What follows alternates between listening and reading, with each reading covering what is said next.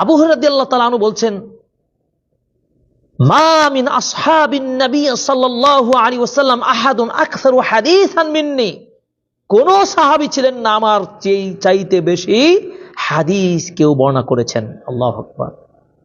সাহাবীদের মধ্যে কোন সাহাবী ছিলেন না আমার চেয়ে বেশি হাদিস সংগ্রহ করেছেন। আল্লাহু আকবার। ইল্লা মা কানা মিন আব্দুল্লাহ ইবনে আমর, তবে সাহাবীদের মধ্যে যদি কোন সাহাবী বেশি হাদিস সংকলন করে থাকেন তিনি হচ্ছেন আব্দুল্লাহ ইবনে আমর রাদিয়াল্লাহু তাআলা আনহু। ফাইন্নাহু কানা ইয়াকতুবু ওয়া লা আকতুবু, কারণ আব্দুল্লাহ ইবনে আমর রাদিয়াল্লাহু তাআলা আনহু, নামটা মনে রাখেন, বিখ্যাত সাহাবী আব্দুল্লাহ ইবনে আমর রাদিয়াল্লাহু তাআলা আনহু, হাদিস তিনি লিখে রাখতেন, আর আমি আবু হুরায়রা রাদিয়াল্লাহু তাআলা হেফজ করে নিতাম, হাদিস লিখে রাখতাম না। সুবহানাল্লাহ। সহিহুল বুখারীর হাদিস দেখুন, বুখারীর 113 নম্বর হাদিসটি। তাহলে সাহাবীগণ আবু হুরায়রা রাদিয়াল্লাহু তাআলা প্রমাণ করছেন কি রাসূলের যুগে এই হাদিস লেখা শুরু হয়েছে। আব্দুল্লাহ ইবনে আমর রাদিয়াল্লাহু তাআলা আনহু অপর একটি হাদিসে বলছেন, রাসূল সাল্লাল্লাহু আলাইহি ওয়াসাল্লাম বলেছেন, কাইয়িদুল ইলমা বিল কিতাব, তোমরা জ্ঞানকে, ইলমকে তোমরা লিপিবদ্ধ করার মাধ্যমে কিতাবকে তোমরা কিতাবে লিপিবদ্ধ করো।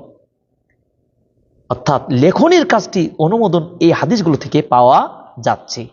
তাহলে কিছু হাদিসে পেলাম যে রাসূল সাল্লাল্লাহু আলাইহি ওয়াসাল্লামের যুগে হাদিস সংকলনের নিষেধ ছিল, আবার কিছু হাদিসে পেলাম রাসূল সাল্লাল্লাহু আলাইহি ওয়াসাল্লামের যুগে হাদিস সংকলন করা অনুমতি ছিল। তবে এই ব্যাপারে দৃষ্টিভঙ্গি ইমামদের মধ্যে বিভিন্ন ধরনের মতপার্থক্য থাকলেও, যেমন আপনি অধিকাংশ সাহাবীদের মধ্যে আপনি পাবেন, বড় বড় সাহাবীদের মধ্যে পাবেন, তারা এই ধরনের কথা স্বীকৃতি জ্ঞাপন করছেন যে জি, লেখনের মাধ্যমে হাদিস সংকলন করার বিধানটা, কোরআন যেমন লেখা হতো হাদিসও লেখা হতো, লিখে লিখে সাহাবীগণ সংগ্রহ করেছেন, এভাবে তাবিঈগণ করেছেন, এরপর তাবিঈগণ পর্যায়ক্রমে হাদিসগুলো কিতাবগুলো চলে আসছে। আব্দুল্লাহ ইবনে আমর ইবনে আস, বারা ইবনে আযিব, ওমর ইবনে খাত্তাব, আলী ইবনে আবি তালিব, আনাস রাদিয়াল্লাহু তাআলা আনহু, জাবির রাদিয়াল্লাহু তাআলা আনহু, ইবনে আব্বাস রাদিয়াল্লাহু তাআলা আনহু, এই সমস্ত সাহাবীগণ বলছেন না, হাদিস লেখনের মধ্যে অনুমোদন রয়েছে।